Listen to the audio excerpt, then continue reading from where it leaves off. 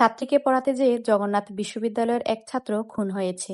ছাত্রী তার ৯ বছরের দীর্ঘ প্রেমের ইতি টানেন কিছুদিন আগে। তার এক্স মাহির তাকে সে জানায় স্যারের প্রেমে পড়েছে, কিন্তু স্যারকে এখনো জানায়নি। টিউশন পড়াতে যেয়ে বেচারার ছাত্রী বাসার নিচেই মাহিরের হাতে খুন হন নৃশংসভাবে। বেচারা জানেও না কেন তার মৃত্যু হলো। মজার বিষয় হলো ফাঁসি হবে মাহিরের, প্রাণ হারালো জুবায়েত, কিন্তু আইনত বর্ষা মেয়েটা নির্দোষ। ভবনের পঞ্চম তলায় থাকত একাদশ শ্রেণীর ছাত্রী বর্ষা, যাকে তিনি প্রায় ১ বছর ধরে ফিজিক্স, কেমিস্ট্রি ও বায়োলজি পড়াতেন। রবিবার সন্ধ্যায় পড়াতে যাওয়ার আগে বর্ষাই ফোন করে জানতে চায়, স্যার আজ আসবেন?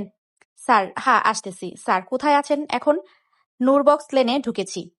কল কেটে বর্ষা তার মোবাইল থেকে জুবায়েদের লোকেশন চেক করে নিশ্চিত হন তিনি সত্যি তাদের লেনে ঢুকেছেন।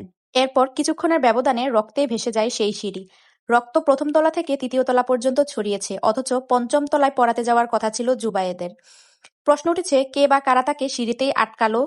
কেন কেউ কিছু শুনতেই পেল না? এই ভবনের বাসিন্দারা সত্যিই কি কিছু জানে না, নাকি চুপ করে আছে? অথচ জুবায়েদ জানলই না সে কেনই বা খুন হয়েছে, কারাই বা তাকে খুন করেছে। নবী করিম সাল্লাল্লাহু আলাইহি ওয়াসাল্লাম বলেছিলেন, ওই সত্তার কসম যার হাতে আমার প্রাণ, মানুষের নিকট এমন এক সময় আসবে যখন হত্যাকারী জানবে না যে কি অপরাধে সে হত্যা করেছে, এবং নিহত ব্যক্তিও জানবে না যে কি অপরাধে সে নিহত হয়েছে। হয়তো কিয়ামত আসলেই ঘনিয়ে আসছে।